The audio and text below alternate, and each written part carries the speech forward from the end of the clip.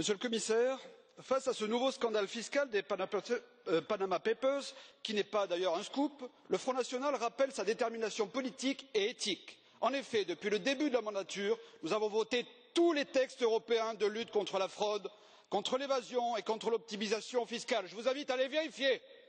Contrairement à M. Juncker, nous refusons le double langage et l'hypocrisie de certains gouvernements.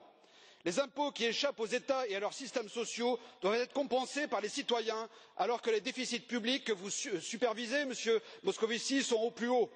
Cette iniquité fiscale est un crime économique contre les peuples. Il faut condamner les multinationales qui ont recours à ces systèmes d'évasion fiscale, notamment les entreprises américaines Google, Apple, Facebook, Starbucks, etc., dont le sport favori est d'escamoter le paiement de l'impôt sur les sociétés en Europe par des montages contestés. Mais il faut également dénoncer la responsabilité des avocats des multinationales, leurs conseils, les Big Four comme Pricewaterhouse, leurs comptables et certaines banques comme HSBC, UBS, etc. Au delà de la simple condamnation de principe de la fraude, les États Unis sont les grands absents de l'enquête du consortium international des journalistes d'investigation. Pas de révélations sur les paradis fiscaux américains tels que les Nevada, etc. Aucune personnalité nord américaine, aucune grande banque de Wall Street ni fonds spéculatifs. Lorsque l'on sait que les bailleurs de fonds qui financent le consortium sont les fondations Ford, Carnegie, Rockefeller, Kellogg's et un certain Soros, on comprend mieux.